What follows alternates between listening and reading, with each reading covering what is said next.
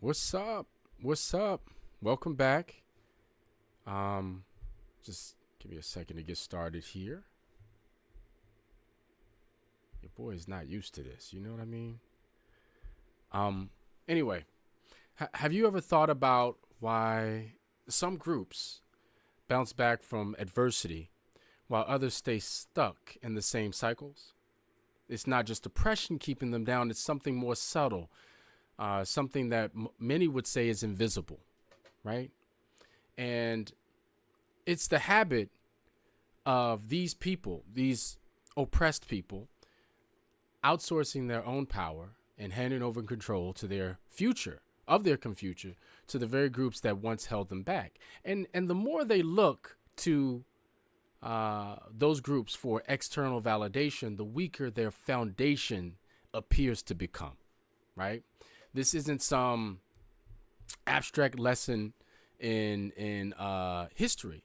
This is something that we see happening right now, and I'm going to uh, discuss this a little further as we go along in this live stream, right? So the real question is, how does a group take back control and reclaim its own destiny? Okay, that's the real question. Uh, and this is kind of where things get a little tricky, right? Because oppressed groups such as African Americans, Africans in Africa, etc., black people, essentially, Native Americans, even. But for this conversation specifically, I want you to kind of keep it in the back of your mind that I am talking about black people, right? But this applies to any group that is oppressed, right? So oppressed groups find themselves in a type of paradox. The harder they try to define themselves on their own terms, right, the more they seem to rely on a type of external validation to do it. And I'll explain this more as we go along. It's not just the weight of the oppression that seems to be holding back the people. It's also their willingness, or its willingness to sometimes even let outsiders, and sometimes they're even eager to let outsiders set the rules of engagement within that dynamic, right? I want you to think about post-colonial African nations, right? This would be a good example of this. They gained independence, but they still leaned on their former colonizers for economic policies, governance models, even though they had governance models in place pre-colonialism, and even cultural validation, right? Um, it's like it's like breaking out of a cage, but asking your jailer to give you permission to decorate your new house. And then you have black communities in the diaspora. It's the same kind of thing, right? They often do the same thing by looking to the dominant cultures to define success, right? This is one of the reasons why many of the emblems, or many of the things that we see as being symbols of success, they become our power iconography. They become the things that we look to or represent for ourselves as having made it, or having become something, having made something of ourselves, right? It's all within a type of structure that we didn't necessarily create. We're creating a structure out of what we've seen someone else's structure look like, right? We use it for beauty standards, right? Whether it is, some people would say the blonde hair, the blonde wig. Some people would say nose jobs. Other people would say skin lightening. These are all things that have a type of, at least we perceive it to have a type of social value, not only within our community, but external to our community. And we assume that by bringing ourselves from a place here on par with these standards, these values, these phenotypes, etc., that it's going to help to establish us on equal plane with the dominant culture, right? So the issue is that it's very hard to establish an autonomous cultural and economic foundation by doing it this way, right? It's a kind of setup, right, that ensures that true resilience never develops because the power to set direction has already kind of been handed off, right? It's almost like that which would give us direction is done so through a proxy. It's been handed off and given to someone else and entrusted to someone else to do for us or do for the group, right? Or do for all oppressed groups just about have done this, right? They've given up so much and assimilated in so many ways that it makes it very difficult for them to really be themselves or to set a course for their own destination, right? On their own. So there's a term, and I didn't put this in the title. I probably should have, right? But there's a term called antifragility. Antifragility is a term that was coined by Nassim Taleb, who's a gentleman that I've often referenced in some of my previous videos on this channel. I highly recommend that you read his books. Very thoughtful gentleman. But he defines anti-fragility as the ability not just to survive adversity, but to grow from it, right? So think of it like your immune system.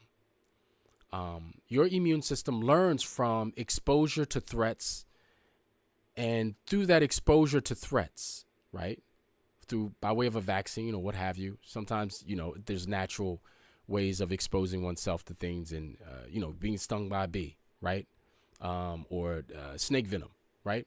But by being exposed, by exposing the immune system to these things, the system itself becomes more resilient. And therefore, the body, as a result, becomes stronger. It becomes stronger than it was before it was exposed to the venom or the poison or what have you, right? But what happens when a culture loses its moorings? And for those of you who might be confused by that, what I mean by moorings is it loses its foundation, right? The foundation that keeps it anchored, like when a ship is parked, for lack of a better word. It's parked on the coast. It needs to be anchored so that it doesn't like drift off to sea, and then we have to go try and retrieve it somehow, or it could even drift and crash up against the rocks and damage itself. But it's drifting aimlessly. It's not necessarily going anywhere, nor does it have any sort of direction, intended direction to go into, right? Because it's not tied down. When a group loses its core values and starts adopting those core values of other people, it turns into something that really can't stand on its own. And you can kind of see this happen in a lot of different ways, to be honest. You can see this happen from an educational standpoint. If there's a national mandate, let's say the mandate is medicine, right? That may not be the mandate for different individual groups. For example, it may not be the mandate for the Asian community. They may be the healthiest, right? It may not be the mandate for another community, right? Because they may also be healthy. But this is the mandate for the entire group. And then people may leave whatever could be mandated by their group, what may be more important, what may be more pressing, or and in need of a solution to go and follow or push an agenda that has nothing or not as much to do with that individual group, right? It turns, when that happens, that group becomes completely dependent, and it turns into something that can't stand on its own, as I've said before, right? A good example of this would be the recent black boycott of corporate America on February 28th. I mentioned this in the last live when I was trying to figure out how to do this.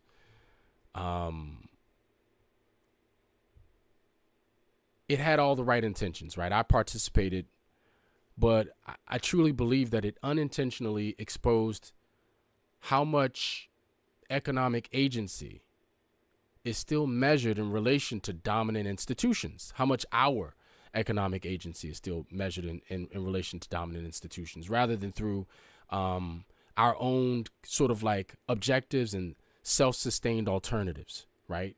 This was our only solution, was really because we don't have a long-lasting solution. It was to threaten the dominant institution, right? Was to threaten the dominant institution. And that just sort of signaled a kind of loss of collective intentionality. And what this is this loss of collective intentionality is where the real damage happens, right? A group that does not decide its own imperatives, it doesn't decide on what to build, what to protect, what to value.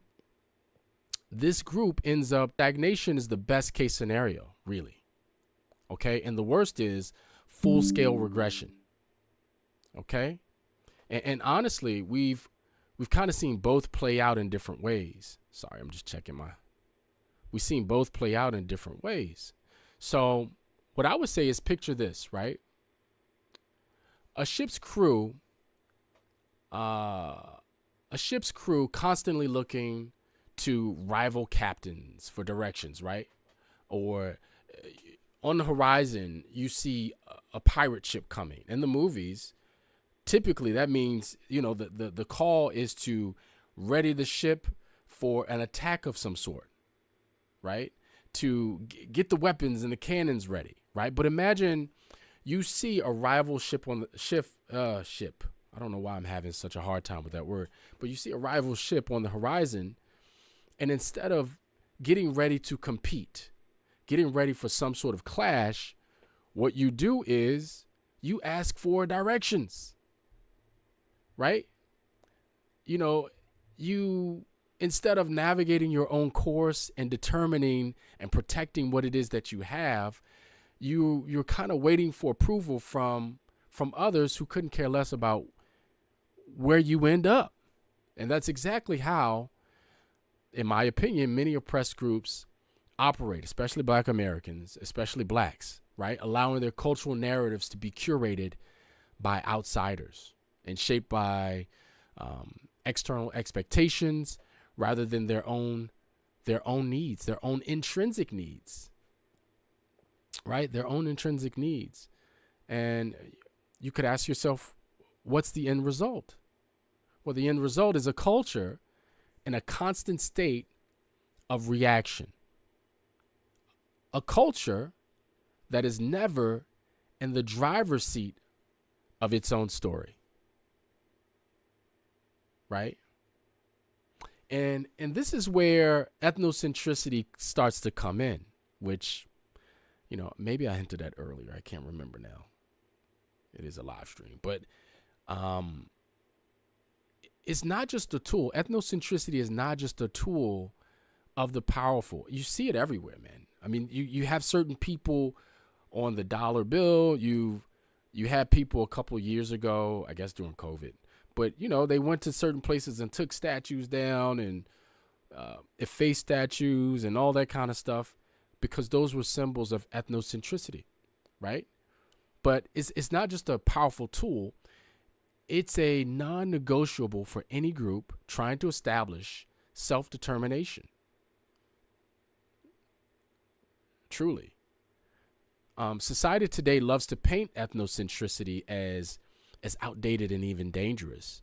But history tells us a different story. Every dominant group has used it as a type of weapon, right? The Catholic Church has used it by giving a racial texture and context to God, to Jesus, to your Savior. The British, they did it with the mythology of their empire, right? And mythology doesn't mean false, but it does in some cases mean embellishment, right? It does mean that in some cases there are stories of hyperbole. It does mean in some cases that everyone had to learn this history and adopt it as a type of truth for the entire world, right? The English used it by imposing the English language as a marker of civilization. We even see that even to this day, even in movies, where an English accent is used for the most classic of movies. You know what I mean? It is a true marker of civilization for someone to speak with an English accent. And then we also see it too. My daughter's studying Jamestown and, social studies. And I'm being re-exposed to all of these ideas, all of these things that I learned once when I was the same age in elementary school. But the English,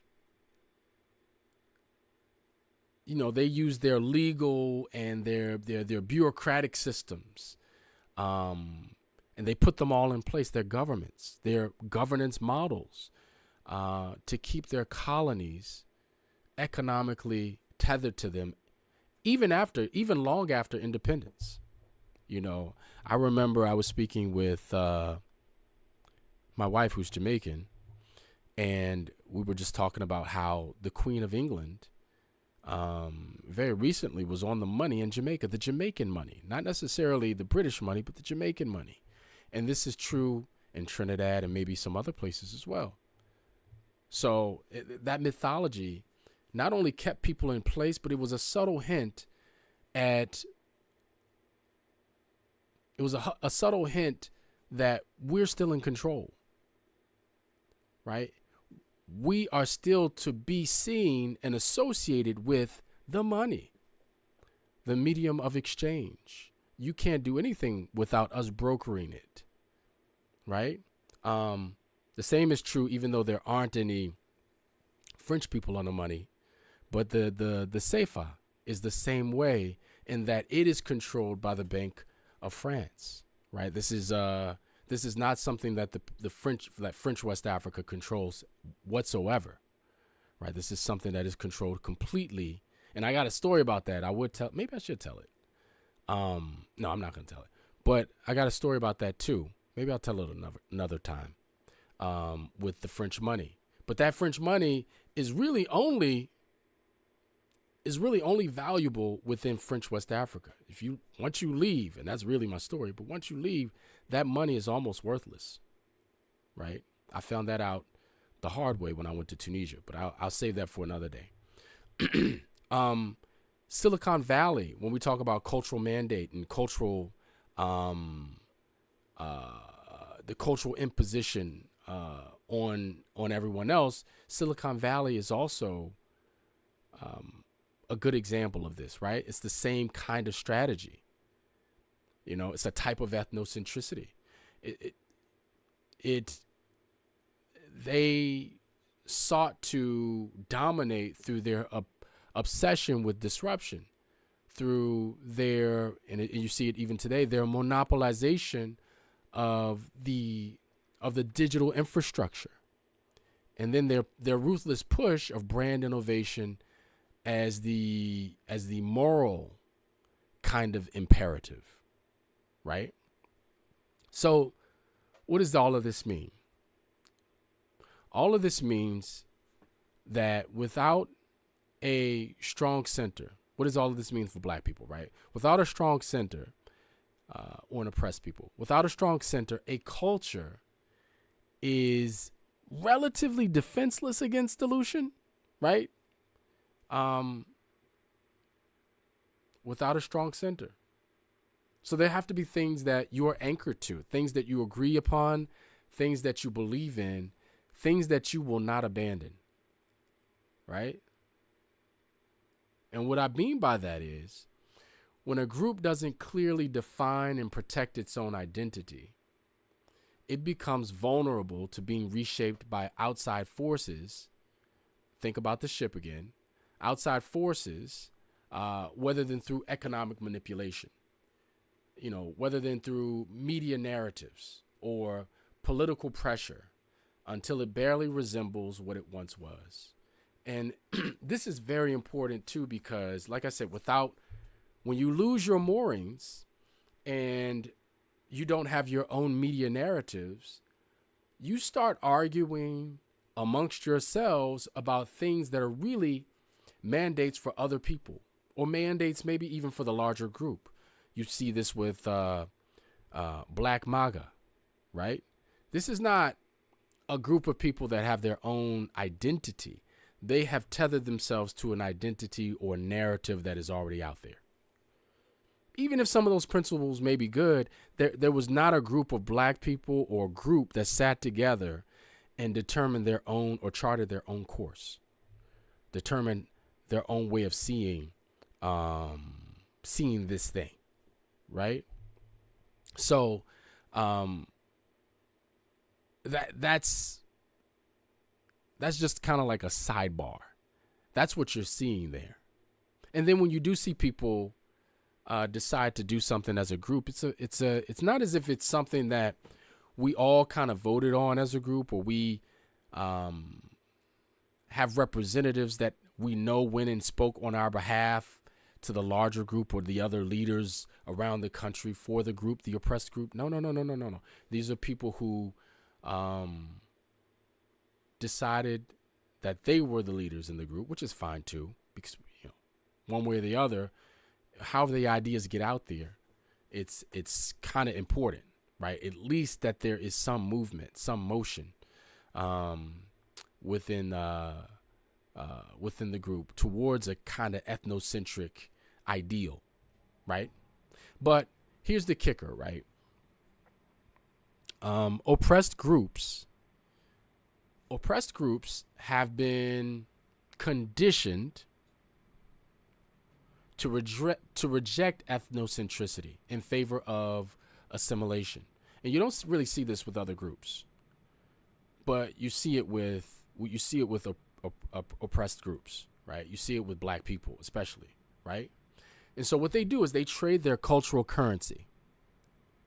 They trade their cultural currency for the illusion of mainstream acceptance, right? It's a type of barter, hoping to, like I said, bring us up to be equal with or socially equal to other groups of people. We all just want to get along, right? But in doing so, what they unknowingly do is they give up the very mechanisms that would allow them to build a type of antifragility. So when adversity strikes, they don't have the internal scaffolding, right, to repurpose their ethnocentricity into a kind of strength. Instead of using the challenges to grow, they collapse under external pressure, right? Many of us could kind of stick together a lot better in a lot of different ways. We're talking about relationships. We're talking about religion. We're talking about everything, right? But you see how it's so easy, how fragile many of those different relationships and institutions, even black universities, right? You see how fragile many of these relationships are within our community because people are so quick. People are so quick to give those things up, right? So this is, in my opinion, this is the cycle that we have to break, right? Breaking this cycle takes more than money or political wins, right? It requires a complete shift in mindset.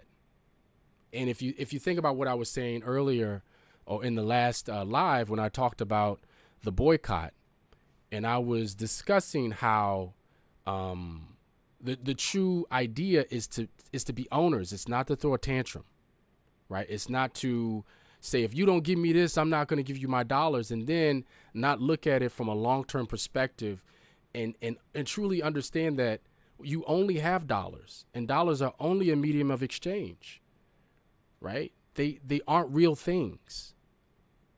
They aren't real things. It's the real thing is what's on the other side, the bookends of the dollar, whether it's a product and the consumer, right? We're consuming and we're not really producing. And so ownership as a producer is what's really going to get more dollars in your community, but also give you the ability to have a say. So Target has a say. Walmart has a say. Who else did we boycott? Corporate America has a say, right?